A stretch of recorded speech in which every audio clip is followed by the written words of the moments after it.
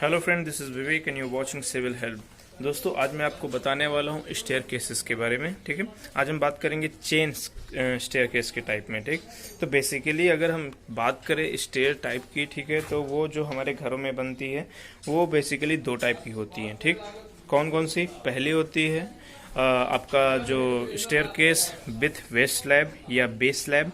दूसरा होता है stair case without waist slab या बेस स्लैब। ओके, तो ये बेस स्लैब और वेस्ट स्लैब क्या होता है मैं आपको ये पहले दिखा देता हूँ।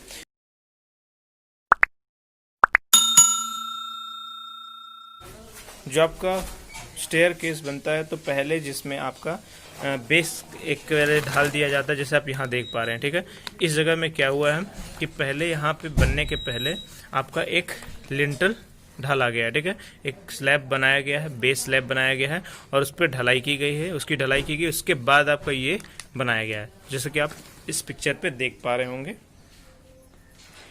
ठीक है, और दूसरा होता है आपका इस टाइप का, ठीक, जिसमें आपका कोई भी वेस्ट स्लैब या बेस स्लैब नहीं होता है। ये आपका इस पैटर्न में बनता है। ठीक है, एज अ असेंडिंग, या आप बोल सकते हैं जैसा शेप ऊपर दिखता है वैसा ही शेप नीचे दिखता है। तो बेसिक डिफरेंस दोनों वेस्ट स्लैब और विदाउट वेस्ट स्लैब में क्या है कि वेस्ट स्लैब के साथ जो होगा वो आपका नीचे से प्लेन दिखेगा एकदम, और stair case without waist slab के जो होगा वो आपका ऐसा कुछ दिखेगा। ठीक है, तो थोड़ा थोड़ा डिफरेंस दोनों में होता है। इसमें थोड़ा आपको स्पेस ज़्यादा मिल जाती है, इस ये वाली टाइप जो होती है आपकी वेस्ट स्लैब।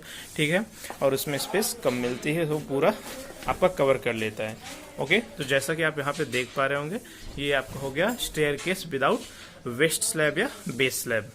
ओके गाइस, तो आप दोनों की शटरिंग पे भी या सेंटरिंग वर्क पे भी ध्यान दे सकते हैं कि इसमें आपका सिंपली एक इंक्लाइन प्लाईवुड यूज़ कर दिया गया है। ठीक है, यहाँ से आपका पहला जो फर्स्ट फ्लाइट है, फर्स्ट फ्लाइट तक आपका बनाया गया है stair case with base slab, and उसके बाद जो बनाया गया है वो है stair case without base slab. ठीक है, तो यहाँ पे जो बात कर रहे हैं हम लोग, पहले बात करेंगे कि कैसे शटरिंग होता है। ठीक, उसके बाद बात करेंगे इसके रेनफोर्समेंट के बारे में। यहाँ पे आप देख पा रहे हैं कि सिंपली इंक्लाइन एक प्लाईवुड यूज़ किया गया है, उसके ऊपर आपका रेनफोर्समेंट किया गया है, उसके ऊपर आपकी ढलाई कर दी गई है, और फिर आपका स्टेप्स बाद में बना दिए गए हैं। ठीक है, with the help of bricks. ये देखिए, वहीं बात करें अगर stair case without base slab, तो यहाँ पे आपका बहुत ही ये थोड़ा आपका हेक्टिक वर्क हो जाता है, थोड़ा इसमें लेबर ज़्यादा हो जाता है, आपका काम ज़्यादा करना पड़ जाता है। आप देख पा रहे हो कि इसमें सेंटरिंग या आपका शटरिंग वर्क भी देखिए कैसे किया गया है, स्टेप बाय स्टेप। एज जैसे स्टेप्स आपके राइजर होंगे और थ्रेड होंगे, वैसे ही आपका शटरिंग में भी वैसा ही काम करना पड़ता है। ठीक है, तो इस बात का बहुत विशेष ध्यान रखना पड़ता है हमको कि जब हम stair case without base slab बना रहे हो तो उसमें परफेक्शन की ज़रूरत होती है, चाहे वो आपका शटरिंग वर्क हो, चाहे आपका वो ढलाई हो या रेनफोर्समेंट हो। तो इस चीज़ का ध्यान रखना पड़ेगा। मैं आपको दिखाना चाहूँगा आप शटरिंग इसमें कैसे की गई है। ये देखिए, यहाँ पे सिंपली आपका बल्लियाँ यूज़ कर दी गई हैं, ऐसे सिंपल बटन लगा के। कहीं कहीं क्या होता है आपका इंक्लाइन बटन यूज़ होता है। ठीक है, तो वो सपोर्ट करता है। तो यहाँ पे डिपेंड करता है सिचुएशन और कंडीशन के हिसाब से। तो आप यहाँ पे देख पा रहे होंगे, ये देखिए, यहाँ पे आपका क्या हो गया, यहाँ पे आपका फर्स्ट फ्लाइट तक आपका यूज़ किया गया है with base slab, second flight पे आपका यूज़ किया गया है विदाउट बेस स्लैब, और फिर वहाँ पे आपका जो है यहाँ पे दूसरी लैंडिंग है। आप ये पोर्शन देख पा रहे हैं, ये आपकी सेकंड लैंडिंग है। उसके बाद जो आपका थर्ड फ्लाइट है वहाँ पे भी आपका ऐसे विदाउट बेस स्लैब ही स्टेयरकेस यूज़ किया गया है। तो बेसिक डिफरेंस दोस्तों होता क्या है कि आपका ये पैटर्न देखने में थोड़ा अच्छा भी लगता है। ठीक, तो आपका इसलिए लोग जनरली इसको प्रेफर करते हैं, आपको स्पेस थोड़ा मिल जाता है, क्योंकि आपने अगर विदाउट बेस स्लैब बनाएंगे आप तो क्या होगा, ये पूरा सेक्शन जो आपका ये सेक्शन खाली मिल जा रहा है, ये जो पैटर्न इस सेक्शन का खाली मिल जा रहा है, ये आपका पूरा भर जाएगा, ये पूरा एकदम सीधा आपका स्लैब पड़ेगा यहाँ से वहाँ तक। ओके दोस्तों, तो ये बात हो गई। अगली बात दोस्तों, सबसे इम्पॉर्टेंट बात है, स्टार्टिंग में ही आपको इस बात का ध्यान रखना है कि आपका फाउंडेशन, ठीक है, फाउंडेशन ऑफ अ स्टेयरकेस वह आपका बहुत ही मजबूत होना चाहिए, बहुत ही परफेक्ट होना चाहिए, बिकॉज पूरे स्टेयरकेस का लोड आपका इस पे फॉल करेगा। ओके, तो इसमें कोई भी मोमेंट नहीं होना चाहिए, पूरा मोमेंट रेजिस्टेंट होना चाहिए, प्रॉपर फाउंडेशन देना चाहिए इसका, ठीक है, ताकि इसमें प्रॉपरली आपका पूरा लोड ट्रांसफर हो सके। फाइन।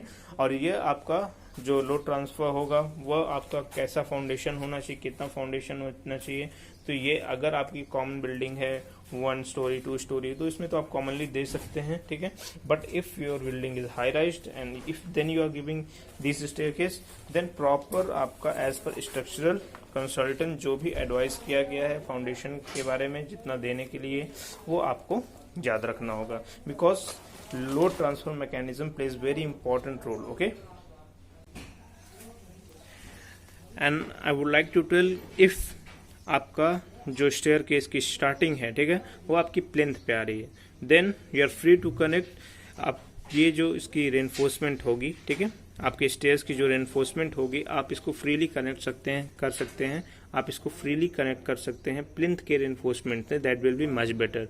ओके, अगर कोई प्लिंथ नहीं है, जैसे आप यहाँ देख सकते हैं कि यहाँ पे आपका कोई प्लिंथ नहीं है, आपका प्लिंथ इधर गया है बट हियर, उसके बाद यहाँ पे खत्म हो गया, ठीक है। तो अगर नहीं है कोई प्लिंथ बीम, ठीक, तो उस केस में आपको प्रॉपर फाउंडेशन देने की जरूरत पड़ेगी, जैसे कि यहाँ पे दिया गया है। आप प्रॉपरली स्ट्रक्चर आपको यहाँ पे डिक करना पड़ेगा, उसके बाद प्रॉपर रेनफोर्समेंट दे के एक तरीके का फाउंडेशन दे करके तब आप यहाँ से स्टार्टिंग शुरू कर सकते हैं।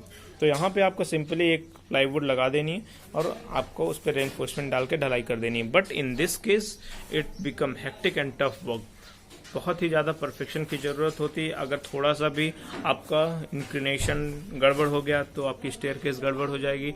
अगर थोड़े से भी आपके स्टेप्स के जो राइज थ्रेड हैं और राइजर हैं, ठीक है, इनमें गड़बड़ी हुई, इनके अगर अलाइनमेंट में गलती हो गई तो ये देखने में गंदा लगेगा और अच्छा भी नहीं बनेगा। और दोस्तों बात करें इसके रेनफोर्समेंट की, तो इस स्टेयरकेस में जो आपका रेनफोर्समेंट होगा वो होगा आपका चेन टाइप।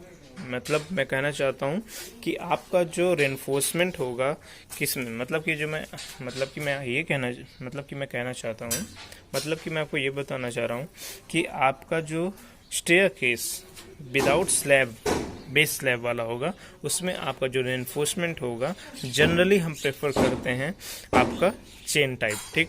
तो चेन टाइप क्या होता है, देखिए आपको दिखाना चाहूँगा। रेनफोर्समेंट जो चेन टाइप रेनफोर्समेंट होता है, एक तरीके का चेन जैसा बनाया जाता है, जैसा आप देख पा रहे होंगे।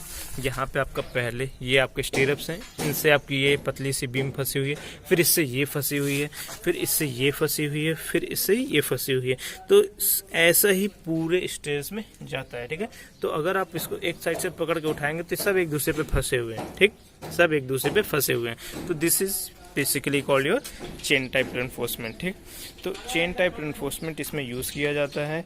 दोस्तों मैं आपको बोलूँगा कि चेन टाइप रेनफोर्समेंट जब यूज़ करते हैं तो काफ़ी परफेक्शन की ज़रूरत पड़ती है। आपको देखना होगा कि जो काम आप कर रहे हैं काफ़ी ज़्यादा परफेक्शन के साथ हो वो काम, ठीक। I would like to show you कि ये जो आपका स्टेयरअप्स हैं, ठीक है, ये जो आपका चेन का मेन पार्ट बना हुआ है, ठीक है, ये पूरा एक ही बार है, ठीक है। ये देख रहे होंगे, ये पूरा आपका जो थ्रेड और राइजर दोनों एक ही बार से बना हुआ है, ठीक है। तो ये है आपका थ्रेड, ये पोर्शन थ्रेड हो गया और ये पोर्शन राइजर हो गया। एक ही बार जो आपकी 8 mm की बार है उसी से ये बनाया गया है।